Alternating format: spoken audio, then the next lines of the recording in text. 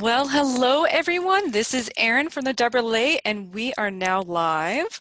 Welcome to today's Teachable Tuesday webinar on the black market for your data.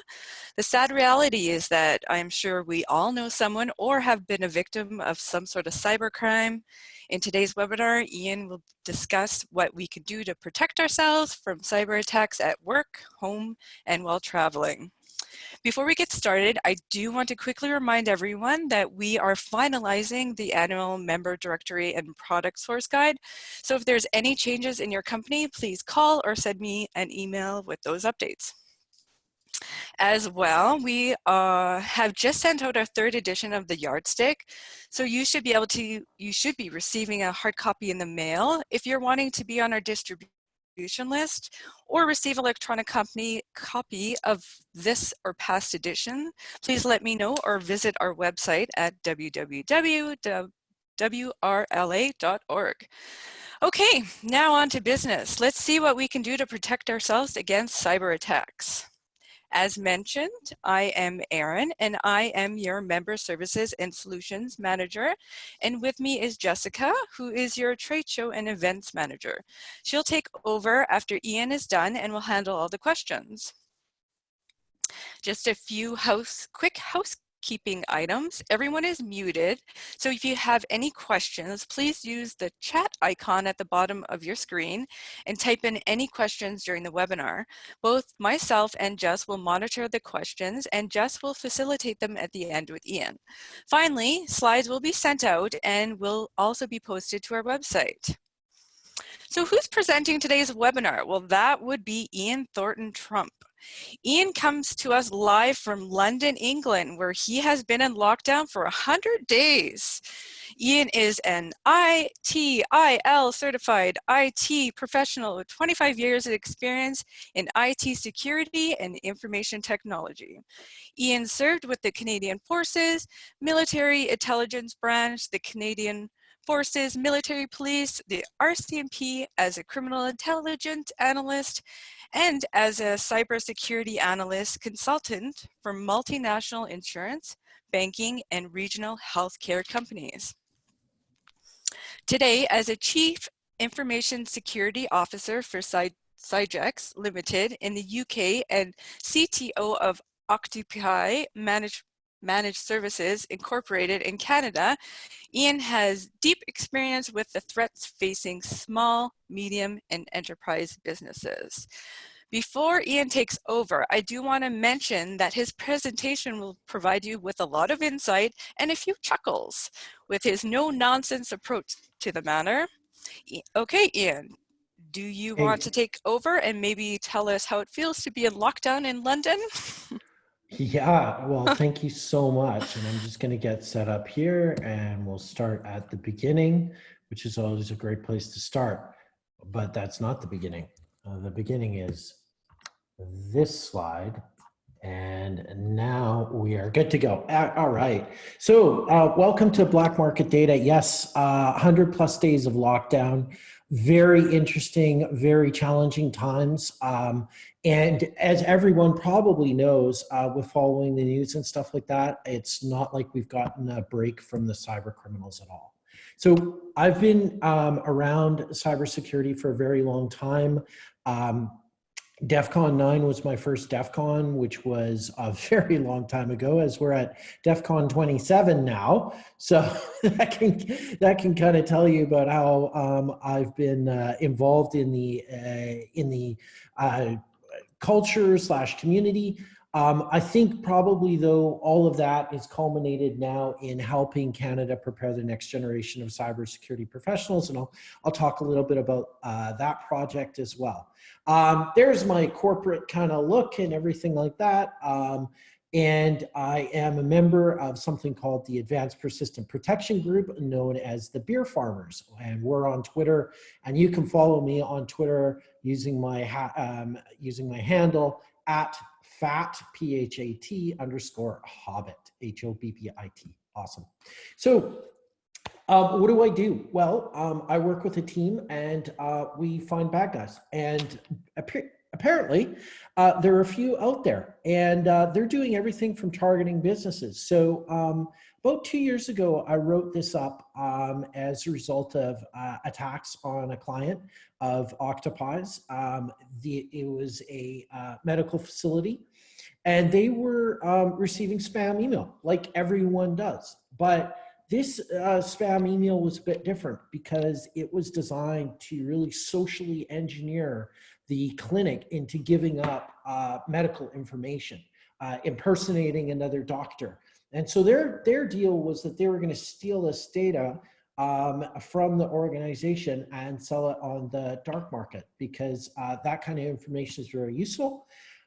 The interesting thing and the picture that you're looking at is all of the different compromised computers that this group used in order to send those phishing emails. And what was really interesting is that although there were a ton of computers involved, it really just boiled down to a handful of IP addresses of the bad guys, right?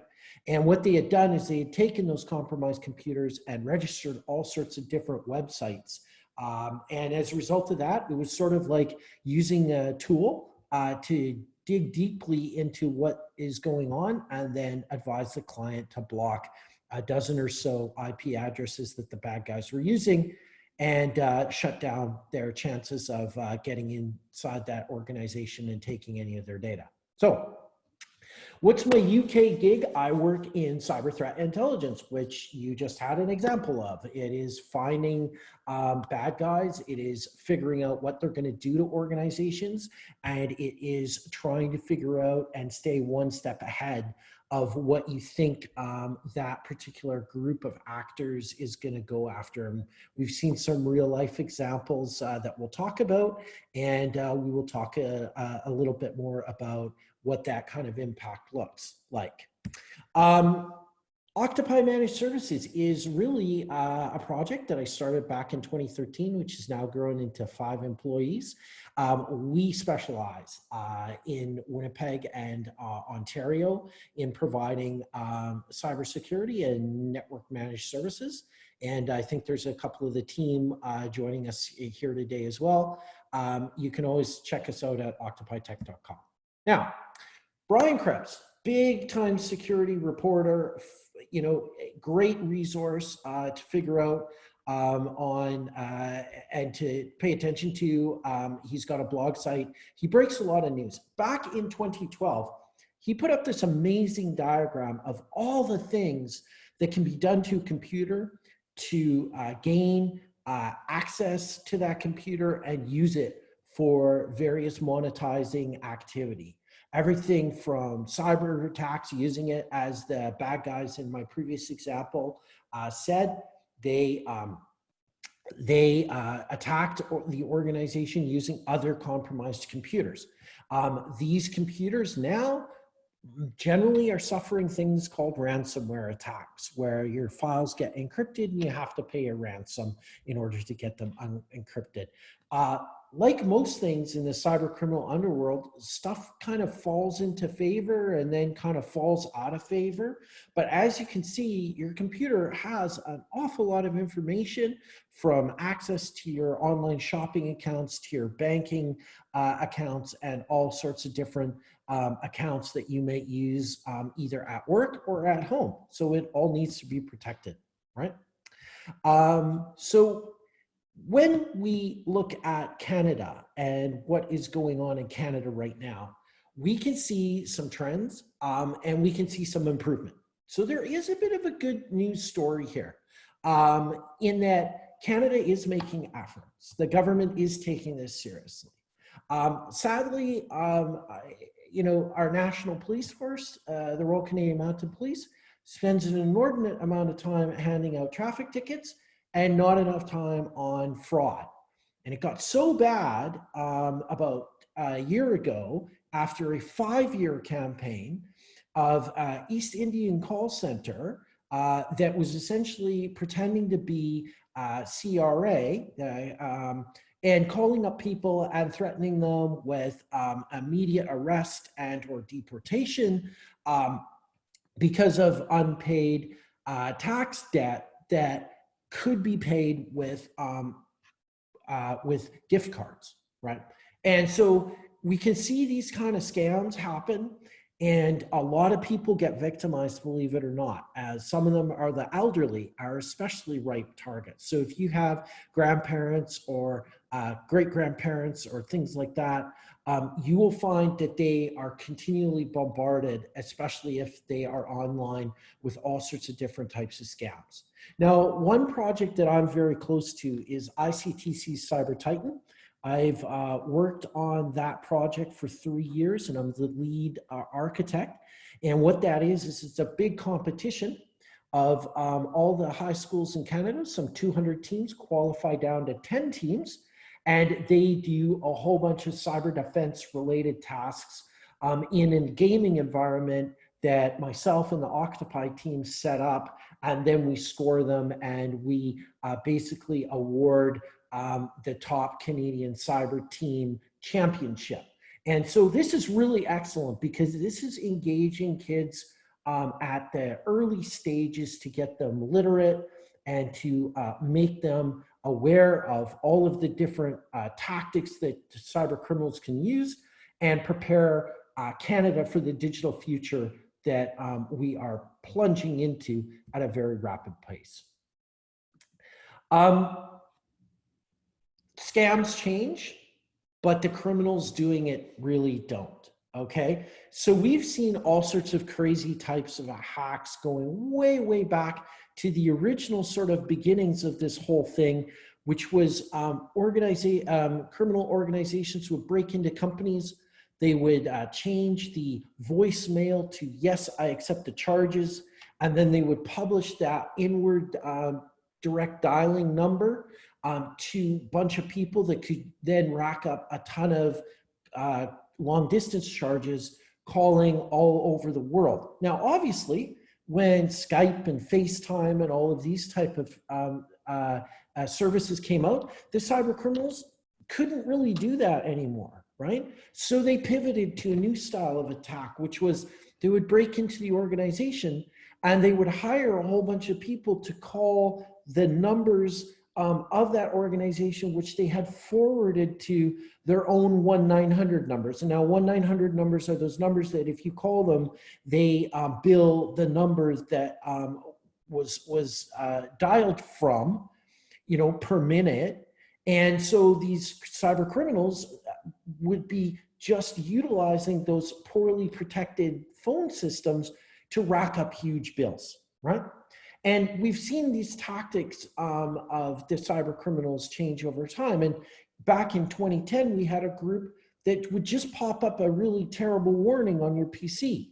And it would just say, you're infected by a virus, you got to call this number. And they would do a whole bunch of stuff to your computer and then make you pay a large amount of money to get antivirus and to get that fixed.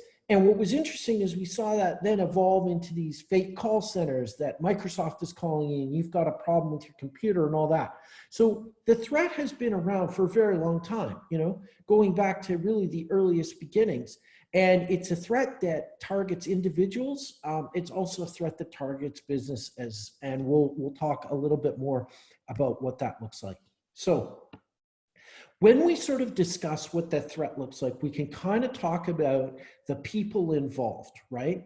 Now, we have affiliated actors, right? Those are the people that are disgruntled employees. Maybe they're stealing intellectual property. Maybe they just want to wreck stuff. Fortunately, that is actually a pretty rare occurrence, okay? And in fact, in the latest Verizon data breach report, it's been completely downplayed that the insider threat, as we like to call it, is actually almost a no-sider threat in that it happens very, very rarely. Because usually it's very easy to catch the person and usually they are very blatant about their activities. It's the unaffiliated actor. It's that mysterious actor, that mysterious criminal who could be located, you know, in the same city as you, or, you know, 3/4 of the way around the globe. Most businesses are being victimized by people that aren't familiar with the business. They're not familiar with what they do. They're not familiar with the industry vertical that they work in. And usually the attacks that we're seeing on businesses are very high visibility. What does that mean? It means that there were easily discoverable and detectable signs that that business was being attacked. And if somebody was listening and looking for those, they would have been able to determine it, right? And then we have a set of actors that is really focused on low visibility attacks, attacks that go under the radar, that are stealthy. Now, generally, cyber criminals are financially driven. Okay, they want to figure out how to extract money from you. So that could be ransomware, it could be fake invoices, it could be business email compromise where they call you up and literally pretend to be somebody and ask you to send them some money. All of these type of attacks happen, especially if they get into your email system and send your contacts information or requests for information and stuff like that. So very much cyber criminals financially motivated. That shouldn't come as a big surprise to anyone.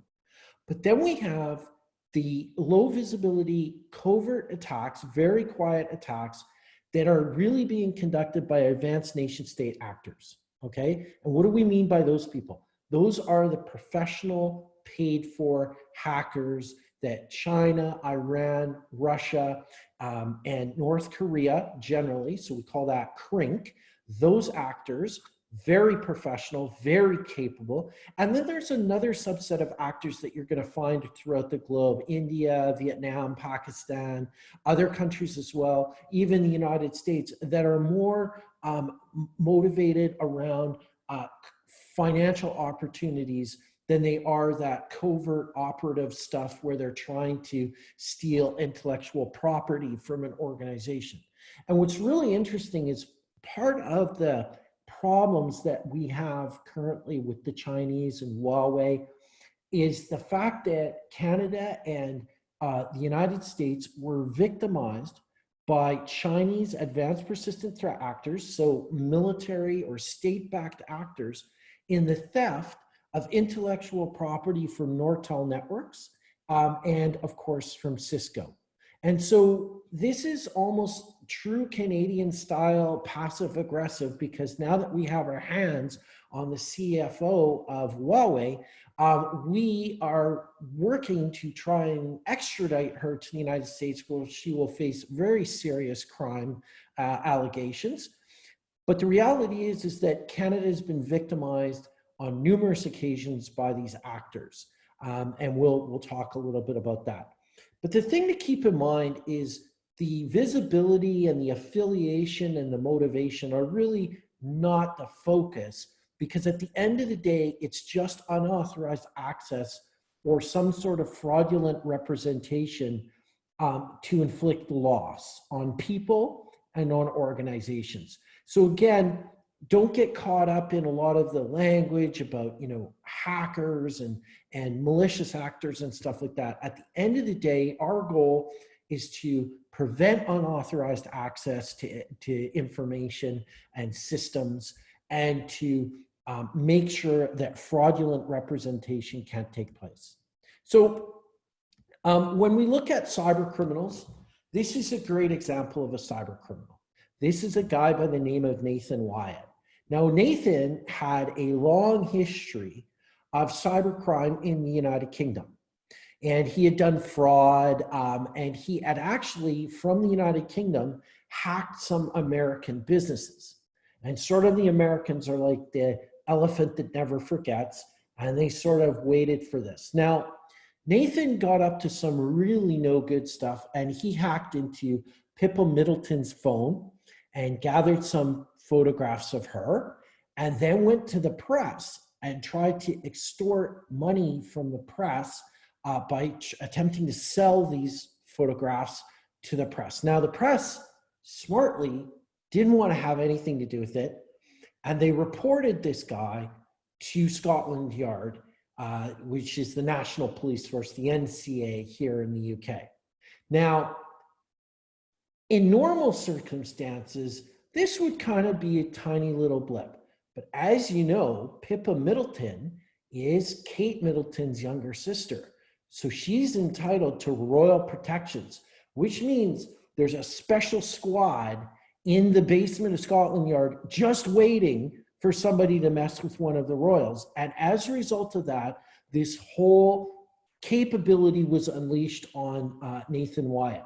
Now, one of the things you have to know is in the UK, computer crime law isn't excessively punished. In the United States, it certainly is. So once the Scotland Yard detectives got a hold of Nathan and his systems, they were able to determine with that evidence that he had indeed conducted these attacks in the United States. And quicker than you can say, God save the Queen, he was on a plane to the United States to face the music. And that's what you're seeing is an indictment in the Eastern District of Missouri for his computer crimes, where it's expected that he will serve the entire 20-year sentence for what he has done. So now, one of the reasons why do these people fall into this cybercrime situation, especially if they're already predisposed for criminality, right? They've already done some crime. Well, one of the things is it's very high return, very low risk, and your startup costs are extraordinarily small, okay? So this is where everyone can kind of start banding together, because when you make things secure, when you thwart the bad guys' attacks, you actually cost them money because they now have to work harder to get those ill-gotten gains. All right. So it's sort of like a war of attrition, but the more secure you are, the more it's going to cost the bad guys to try and attack you. And chances are they'll move on to somebody that isn't as secure. So, you know, you're making the world a bit better, but you have to understand that the low cost of entry means there's a lot of people that are potentially going to go out there and commit cybercrimes. So, want to talk a little bit about something that's an engine that's driving the cybercrime industry, and that is Bitcoin. Now, you might have heard of it because ransomware, which is sort of the thing that is really happening to a lot of businesses right now, and ransomware with a twist, which is where the bad guys have your data and they threaten to publish it. They threaten to publish all of that information in addition to keeping it ransomed in hopes that you'll pay their ransom. Now, back in the day, at the first CryptoLocker attacks in 2016, it was like $150. It was $200 in Bitcoin, right? Nobody even knew where to get Bitcoin, but there was always somebody shady around to try and to do that transaction. Now the ransoms are in the thousands of dollars. And in fact, there's recently a company that had to pay $1 million in ransom in order to get its information back. So I think that's something to pay attention to. Now, one of the reasons why this is so interesting is we can see a relationship between what's going on geopolitically, okay, with places like Iran and North Korea. And what we can see is they like this Bitcoin because it's easy to move around. It's easy to dispose of. It's easy to convert into cash and then convert it back into Bitcoin. So it's easy to do money laundering with. So rather than big stacks of cash or difficulty, gold bars or gems and jewels, Bitcoin is something that is a lot easier and preferred. Now, why did I pick out Iran and North Korea? Well, both of them, Iran with Samsung ransomware, and North Korea, the WannaCry attacks, which are famous. Basically, they were all about trying to get Bitcoin because they've been sanctioned in terms of having access to the regular banking system, okay? So as a result of that, they turned to these digital currencies because we don't have a good grip, that is the good guys, we don't have a good grip on preventing them from doing Bitcoin transactions. So very attractive. Now, we've had not a good year in Canada. And I would say globally, we have not had a very good year at all. In 2019, we had the worst theft of personal information of 15 million people in Ontario and BC. Medical information, that's the gold standard, folks. The medical information is what cyber criminals want in order to do identity theft because it usually has all of your details. And you can see some of the stuff like from health card numbers, dates of birth, email addresses, and passwords and such. This is why, in my mind, like credit cards are interesting from an attack vector, but credit cards, once they've sort of been burned and reported, are easily replaced. What is not easily replaced is your mother maiden name or your date of birth or your social insurance number. It's a huge hassle. So that's why cyber criminals want that very tangible information. It's not to say that they won't take your credit card information and use it and abuse it, but it's just in order to conduct a very thorough and monetize that data as much as possible, they want the good stuff. And speaking of the good stuff, the entire banking information in Quebec and Ontario from Desjardins Credit Union went out the door on a USB stick, if you can believe that. Now, the question we have to ask ourselves is, can security controls make a difference? Well, I think there is an opportunity to fix the problem. And in this next part, we're going to talk about specifically the key takeaways that can immediately improve your organizational security and your personal security, starting with this.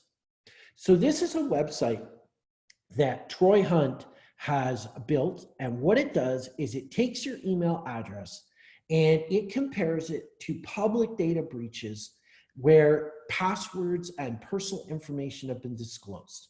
Now, why is that an important thing to check? Because the cyber criminals are going to leverage the fact that we're not particularly good and diligent when it comes to passwords. So for instance, if you use the same password you use at work on Amazon or eBay, or even, God forbid, your banking system, if it gets publicly breached on some website and that password allows access to those other accounts, you could be in for a heap of trouble. Okay, so when we see big data breaches like the MGM Grand data breach, okay, so back in 2019, MGM disclosed that they lost 10.1 million records of customers. Okay, unfortunately, about 2 days ago, MGM went, wait a second, it is actually about 140 million records. And so that's a problem. Because if you attended the MGM hotel in 2019 or 2020, there's a very good chance that a lot of your personal information was siphoned up. Because if you've ever checked into the MGM hotel, it's like applying for a car loan, okay? The amount of data that they take, including your passport and driver's license and all that kind of stuff, was just sitting there unprotected, was taken by the bad guys. That's why it's critical for you to check your email addresses and your work email address to see if you've been compromised. If you have been compromised, think about changing your passwords on all of your accounts and making them unique across all of your accounts. Now, a lot of people say you could use a password manager, you can store them in the browser. Sometimes when you're using Google Chrome, it'll suggest a robust password and you hit, yeah, I'll use that one and save it. You can even write it in a book, okay? But my point is this, is please don't use the same password across all of your things, okay? Because if I know that you were involved in a data breach a year or two ago and your password was summer 2018, it doesn't take a Lex Luthor of cybercrime to figure out that your password might be summer 2020, okay? And now I'm going to figure out that your email address will lead me to your work, your company infrastructure, and look, there's a remote desktop or a VPN, and I'll try that user ID in combo, and all of a sudden, whoopsie daisy, that's how you get ransomware or business email compromise. So this is one of the first key takeaways that you can do. Now, this is a bit more techy, but it's super important. So going back a few years, we saw some horrific cyber attacks. One was called WannaCry. I mentioned that as a North Korean attempt to extort Bitcoin that got out of control. And the other one was NotPetya. Now, NotPetya is currently the most expensive cybersecurity incident that we've ever had, running into at least $1.5 billion of damage, because it took companies like Merck Pharmaceuticals and Maersk, the giant shipping company, and put it on their knees. If you are ever on YouTube and want to listen to a fascinating cybercrime story, find the presentation given by the CIO of Maersk Shipping and listen to that, because it's amazing. But the point is this: these kind of attacks can be fixed by blocking one thing at your firewall from getting out of your network. So if you're technical, you understand what I'm talking about. If you're not technical, you just need to tell your technical person, please make sure that SMBV1 port 445 is blocked outbound from your network. Now, okay, that's a little bit technical, but why? Because the malware, the NSA government grade malware that the shadow brokers publicly disclosed, was gobbled up by these advanced persistent threat actors, and that's who created WannaCry and the NotPetya attacks. Okay, Russia was responsible for NotPetya, and it was all because this one piece of malware used the port 445 on your firewall to get out, and in its wake, as soon as it got out, it did the encryption on people's computers. And that's what brought the NHS here in the UK, which is like the national healthcare system in the UK, to its very knees, was because they hadn't put in this block on port 445. Okay, so that's, again, that's a takeaway that can be done very quickly. Shouldn't actually affect anything that you're doing on the web in terms of surfing, because that all happens over different ports such as 80 and 443. Okay, now there is a sense that when you've been victimized or when somebody's trying to scam you, there's an opportunity to strike back. And by striking back, you help the collective security of Canada and your own business and your own organization. So how do you do that legally? Well, you go to this website called Decent Security, and you complain. You complain to Google, you complain to Facebook, you complain to Symantec, to any of the other things, because at the end of the day, that phishing attack may have victimized someone else, and what we need to do is report it and make it difficult for the cyber criminals to continue to do their attacks. And the more people that complain, the faster action takes. So this is why, you know, a lot of people have sort of like given it up. They've just kind of said, you know what, I'm embarrassed. It cost me a bit of money. I don't want to report it, you know, because I'm embarrassed, or our organization should have known better. Doesn't matter. Everybody's getting hacked these days. Every organization is suffering some sort of cyber attack. Report it. Go to this website and tell as many people as you can about it. And you can always call, you know, your IT people or Octopi, and we can help you with that process. So what are the things that we're recommending right now globally to help Canadian businesses and international businesses defend themselves? It's actually pretty straightforward. So back in 2014, a bunch of really smart people got together and said, we need something here in the UK that is easy to do, that isn't super expensive, but is effective at dealing with the cyber attacks. Well, they came up with this thing called the Cybersecurity Essentials. And interestingly enough, Canada has adopted that through the province, New Brunswick, who is at the tip of the spear when it comes to cyber defense. Very smart people in New Brunswick. Who knew, right? So anyways, This is super important because this is easy to do stuff that can make your home computer and your work computer a lot more secure. And the first is, of course, antivirus. Okay, making sure it's on your systems, all of your systems, and keeping your stuff up to date is absolutely essential. Those are the two things that you can do right away: is keep your computers updated and make sure you've got antivirus installed on all your systems. That's a huge thing right there. The next thing is, of course, using that firewall, encrypting your wireless networks, and controlling access to systems. So here's an example. Many people might have what's called a remote desktop portal or remote desktop server where they can log in with their user ID and password remotely into the system. Now, the best practice is never put that directly on the internet. The best practice is to have a VPN or virtual private network connection and then do your remote desktop. But some people don't like it. It's extra steps and everything like that. So a lot of companies to this very day, and I'm talking about hundreds of thousands of companies, just have it exposed on the internet. Now, here's the thing that you can do that's immediately the low-hanging fruit.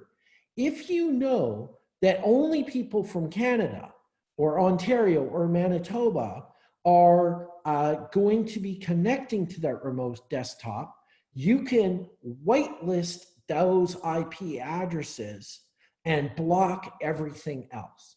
So what does that do? It basically makes a big chunk of the internet inaccessible to the bad guys. So those folks over in Russia or Iran can't see that you have this remote desktop server that allows you access to your accounting system, your email, your CRM, your EPR, any of that stuff. It blocks it off from gaining access. So simply constricting the IP addresses and networks that are allowed to talk to your network is a huge step. The other thing you can do is make sure that you have secure configuration. So many IoT devices, printers, wireless access points come with default passwords. Please change them. Default passwords are terrible because with a little bit of Googling and a few mistakes on setting it up properly, all of a sudden a bad guy can break in. Now, it's so bad that we have these things called botnets, and botnets are essentially compromised devices that are trying to compromise other devices. And what do they generally try to do? They try the default passwords of like admin or admin password or Cisco password on those devices to try and break in to them in order to upload code to them and compromise them and make them part of an ever busy botnet. So that simple step of keeping the device up to date and changing that default password is a huge security win right off the bat. Okay, here's where we get a little bit more crazy in terms of the security, and I'm going to explain to you that not everyone needs to have total rights to their computer. You can do a lot of stuff without being an administrator of that computer. But if you want to be an administrator, that's okay. But you need to implement something like two-factor authentication to restrict access to the important things that you're doing, like your email and like your eBay and like your Amazon. Two-factor authentication is where you get a text message or you have to go to an app on your phone and type in usually a 6-digit code in order to get access to whatever system it is that you're on. This is very effective cybersecurity. And I can't stress this enough. And most of the banks in Canada, maybe not credit unions, but certainly most of the banks in Canada are now requiring that two-factor authentication. And Google is certainly urging people to do that as well. Now, we work all over the place. I used to work quite a bit in airports when I was traveling, or hotels, or conferences. Now I was using public Wi-Fi a lot. VPN, very important here, because if you're on a public Wi-Fi and I'm on a public Wi-Fi, I may be able to see information that's going back and forth between you and the internet. Okay, so this is why we want to use VPNs and That way it encrypts our data and we can use these public networks. Now, a lot of people say, okay, Ian, I have a data plan and I'm going to tether with my phone. That's a pretty good solution rather than using public Wi-Fi. The problem is a lot of the times, especially in Canada, that phone is not maybe performing as quickly as it should. And the other thing is, and this is a big trap that a lot of Canadians fall into, is the cost of roaming internationally in Mexico or the United States is horrific. So in Europe, there's a lot of cheap Wi-Fi available and Wi-Fi access points are everywhere. In Canada, it hasn't really exploded quite as much as it has in Europe with the public access to Wi-Fi, but it's coming. The other thing I'll give you a quick tip so that you don't suffer a huge bill is before you go on your trip, you can do a couple things. The first is you can pull the SIM card out of your phone and store it safely somewhere. So now your phone is just kind of like an iPad, okay? And without the cellular connection. So what does that mean? It means when you get to the hotel that you're staying at or the airport, you can join the public Wi-Fi and use the apps on your phone without incurring a whole bunch of roaming costs, right? And it's great to have a VPN app on your phone that connects you up. Now, this is the big one. We saw the example of Desjardins there where the employee walked out with the entire database on a USB stick. In corporate environments, it makes no sense to give people access, unrestricted access to the USB. Lock it down. Easy to do. You don't have to go around with epoxy and fill in all the holes on the computer. You can literally tell the computer to lock down those USB ports and away you go. Very important security technique and would be so preventative in a lot of cases. And then of course, monitoring. Now, you don't have to be a cybersecurity expert. You don't even have to really pay much attention to it. But when something goes wrong, the first thing investigators are going to ask you for is, what do you have in terms of logs? So turn those logs on. It used to be a big argument that people would have and say, oh, if I turn on logging, my systems will slow down. That's not the case anymore. These are multi-threaded processors with lots of memory, okay? Turn those logs on so when investigators show up to figure out what the heck happened, we have a bunch of stuff that we can analyze to figure out how the bad guys got in and what they took. If you don't have logging, then we really don't know how badly you've been hacked, and we really don't know what's been taken. Now, there's one thing missing on the slide with the cybersecurity requirements. And I've been in this industry for 25 plus years. And there's one thing that I think is absolutely unforgivable, and that is not having backups. Many of these organizations that have had to pay these atrocious ransomware costs did not have daily, robust, secured backups, okay? That's a no-brainer and should be something that if I was a business owner or a manager or director in an organization, I want to see a daily backup report, because that daily backup report means that you could recover from a cyber attack. And you want to make sure that you're storing it offline or you're storing it in a secure cloud environment, because backup is your last resort. It protects you from a staff mistake, it protects you from a cyber criminal attack, and of course, it protects you from just a random accident or something like that. Backup is super important. Now, ransomware, I've mentioned it a number of times. It now has a very sinister twist, because what the bad guys are attempting to do is extort as much money as they can to turn that into data. Now, all of these things that happen to your computer have a sequence of events, and there's a piece of technology that can stop all that. And if you look at number 4, when we talked about that blocking of port 445, that's critical to preventing outbound communications from your network once the bad guys have gotten in there. So it's things like that. There's pieces of technology that can be layered against all of these activities that malware is going to do on your system. So as I kind of like wrap up here, I want to leave you with one of the most popular articles that I wrote on a publication called Tripwire about how to deal with a personal data breach or compromise.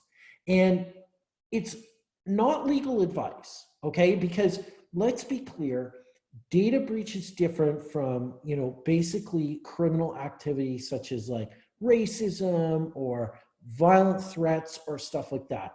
That's the kind of thing that you take to the police with screenshots and collecting evidence.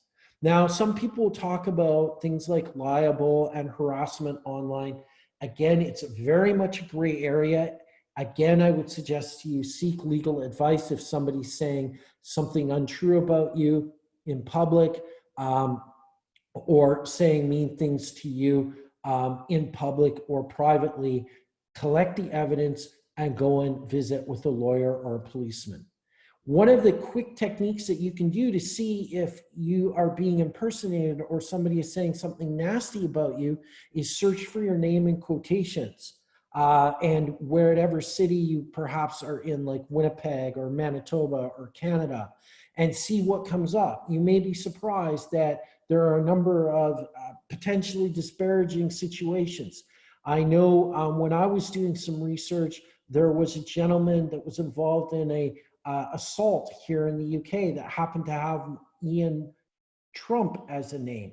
And now I've gone with Ian Thornton-Trump as a result of that. So how do you know that you've been compromised? Well, usually it's something private that somebody now knows about you that makes you feel uncomfortable, or you have a bunch of unexplained financial transactions in PayPal or banking or merchant accounts, right? Take serious and immediate action, right? Get on the phone to your payment, bank, and credit cards and dispute those transactions immediately. If you wait, chances are they might not be able to recover them. And so what you really want to do is action it right away. Report those credit cards that you think may be compromised, lost, or stolen. I know here in the UK, literally I have an app on my phone that I can turn my bank card off. I can freeze it, which is super cool. And then I can unfreeze it. It's a really neat feature. Eventually the Canadian financial services market should catch up, and you should have those tools available to you as well. The other thing is make sure you have your two-factor authentication set up, because that will thwart those attempts to get into your accounts. If you don't have two-factor authentication, chances are if you said store my password, the bad guys can get into those accounts. Now, one of the things that I tell people is that treat that computer as infected, okay? You can turn it off.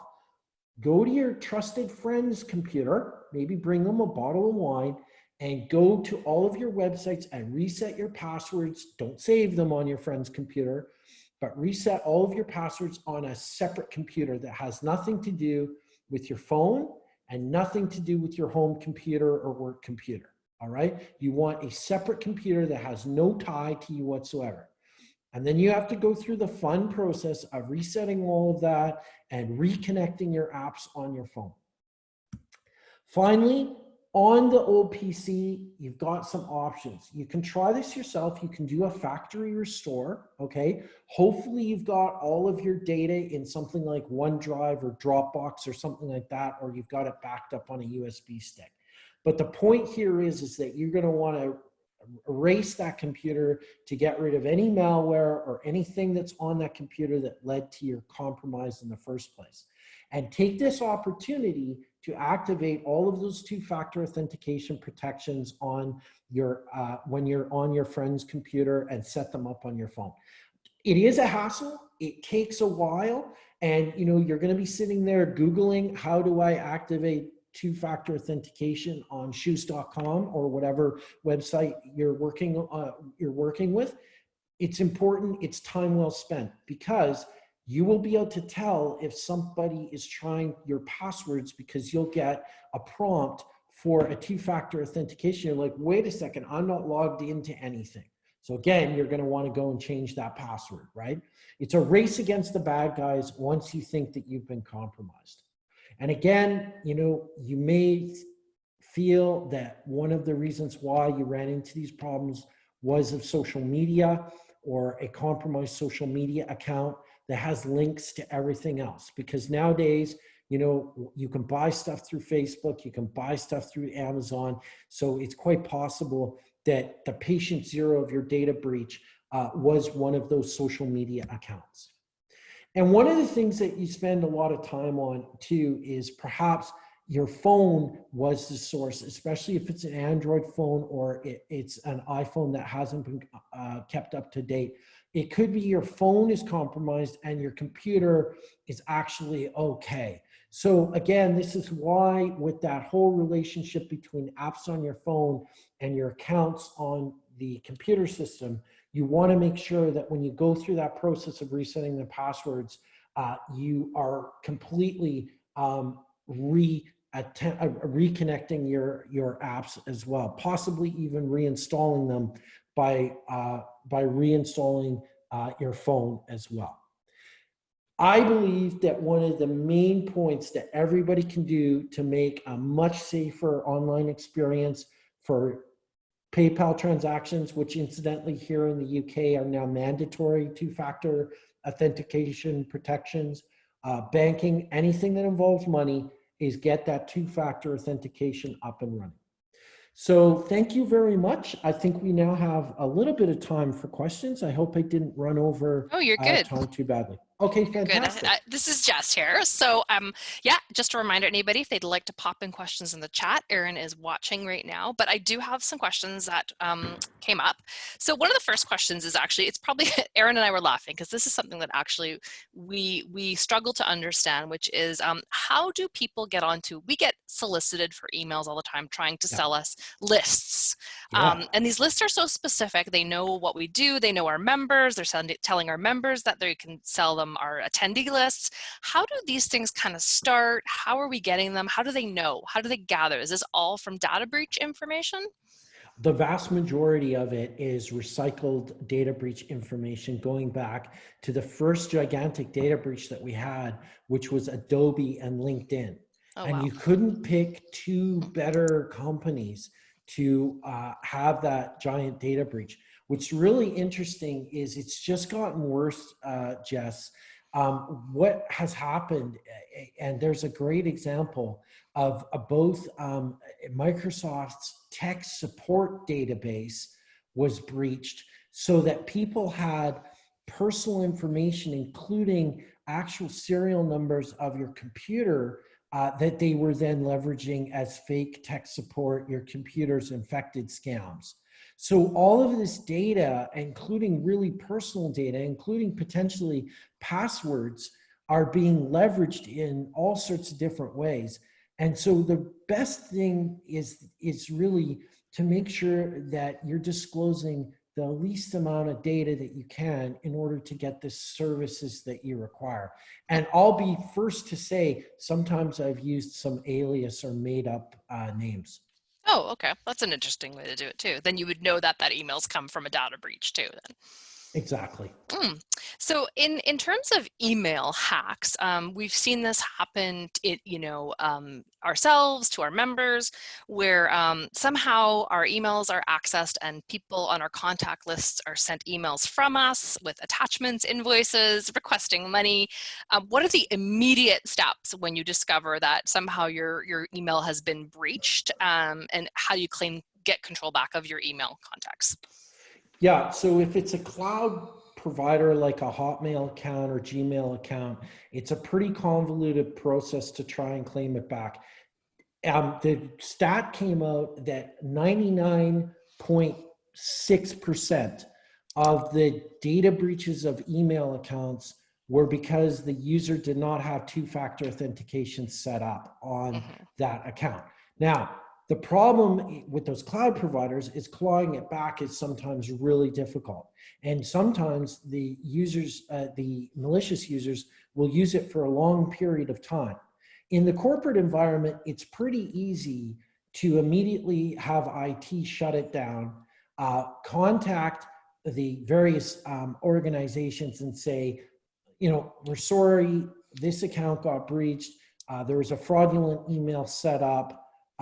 You know, we have fixed the problem, and we, you know, are now putting in password complexity issues. In the vast majority of these email breaches that take place, not only are two-factor authentication not activated, but the passwords are either reused or very simple passwords. And the problem is that we have such a vast amount of bad passwords that we can try, that we can essentially brute force our way into email servers or those remote desktop servers and gain access and take over those accounts. So what would you consider a good password? A good password is going to be our random numbers and letters and special symbols, okay? And at least 10 characters long. Now, what you can do is you can do your favorite password, and then you can add like a special character, and then use your favorite password again, and then use a special character and put the name of the service that you're using. So say my password was aardvark, mostly because nobody can spell aardvark. But so you could do aardvark, exclamation mark, aardvark, and then Facebook. And that could be your Facebook password. Now that's a bazillion characters. Nobody's going to guess it. It's going to be near impossible to brute force it. So there's a way of making it tougher on the bad guys by using a longer length password. It's actually made up of 3 simple words, for instance. Okay. Well, we had a question from somebody participating, and they said they indicated that they had insurance for breaches. Can you recommend this service to people here? Would you recommend that service? Because in that case, they said it saved them. Yeah, absolutely. It's the backup of the organization. Now, there's a couple of problems inherent with this, and it's sort of like the double-edged sword. Yes, you have insurance, and I'm glad that that saved the business, because clearly there were probably no or minimal cyber hygiene requirements. The problem will be when that insurance comes to renew, it could be significantly more expensive for that organization. Okay. Now, so a second breach would be more expensive. Yeah. Now, the last part of this is that every time a ransom is paid with insurance, it's like a seed round of financing for the bad guys. And they are going to take that money and they are going to make more sophisticated and more deadly attacks. And a lot of people think, oh, okay, but I paid, you know, a $10,000 or $25,000 ransomware.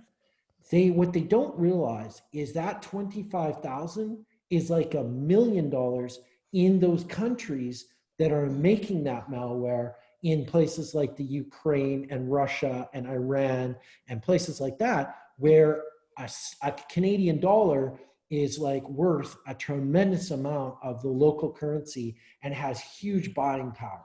So please don't pay ransom with insurance, because it sets up this situation where we are funding the bad guys. Oh, okay, I see. So another question came up. Someone said, when they receive advertising emails, like, you know, in order to win something, answer a survey, is there any risk to being hacked by clicking unsubscribe to those emails? It's rare. It depends on if there was an exploit or payload originally contained in that email. The unsubscribe link, I always tell people, hover before you click. Okay, hover before you click. Yeah, take a good look at what that URL is, and if it looks like something sketchy, don't be clicky. Don't be clicky. Sketchy, no clicky. Got it. Sketchy, no clicky. Okay, good. Take care. Somebody has asked about what can be done about social engineering attempts, spoofed emails coming from a manager or CEO of your company. So there's one technique that I recommended for businesses is give the people that are capable of authorizing a transaction a PIN number for themselves. So for instance, if you get a call from the, in quotations, vice president of finance, you ask them for their authentication PIN number for the transfer. Now, here's the thing. You can do it two ways. You can use it as a trick question, and then the cyber criminal will hang up the line probably if they're trying to social engineer you, because it's completely unexpected that they're being asked for this PIN. Yeah. They may try guessing the PIN. Yeah. So there's a double-edged sword there. But if you go to your executives and say, if there's a situation where it's urgent, use this authorization PIN number. But more importantly, and this is where you really have to know the people in the organization, is get confirmation out of band. So what does that mean? It means that you physically talk to the person to authorize this transaction. Because honestly, I'd rather the organization be in a position where they delayed payment by 1 or 2 days, and it didn't get into the hands of the cyber criminal because you followed your processes. That's the number one thing, is follow your authorization processes. And you can always go back smugly and say, your lack of planning is not my cyber emergency. But that's really good to have a code word or something internally that, Aardvark is not a good code word. It's already been used. So many of our businesses, some of them have retail spaces that are open to the public and may have open Wi-Fi or businesses. Can that impact attacks when you've got customers coming into your store, cruising around on the internet while they're in your business and you're sort of providing that Wi-Fi to them? If it's properly set up and segmented from the customers, it's not a problem. So quite literally, I've seen businesses that have 2 Wi-Fi access points. One is public and it goes straight out to the internet and doesn't go through the corporate network at all. Or they have one that is internal, or they have a more sophisticated device that can segment the public and the private network by just with one little box. It depends on the application, but one of the things that we see quite frequently is CCTV cameras and Wi-Fi, corporate Wi-Fi, don't necessarily get along. Here's the problem. When you start streaming high definition video across wireless networks, the performance usually isn't particularly good. And if you have an active and busy organization that's sending like large print jobs, lots of email and things like that, you can drag the whole network performance down considerably. So Wi-Fi is great, but it has to really be set up properly and optimized, and don't just go to, the Best Buy and grab the cheapest Wi-Fi adapter you can find and stick it in a corporate environment. That usually it just ends in tears. Okay, one more question then. With a lot of our businesses being independent and small businesses, if they were going to invest in one thing to protect their IT, what would you recommend? I would just recommend that the first thing that they do is do that "Have I been pawned" for all of the staff emails. That will be a huge thing. And then get those passwords to be more than 10 characters and relatively complex. So very cheap and cheerful, easy to implement quickly. 100% that. And then of course, later on, just make sure that you've got that antivirus and that you're patching and updating those machines. It can even be done automatedly, but highly recommend that those 3 things be implemented and you'll be pretty secure. That's great. Well, I think that's all the questions we have today, and we've just hit our time limit for this. And I want to just, first of all, thank you so much, Ian. I know it's a huge time change difference between us and you, so I appreciate you. Must be dinner time there in England. Yeah, so. Just shortly after. Just shortly after dinner. Yeah, so thank you so much for hosting us on your dinner hour. We really appreciate it.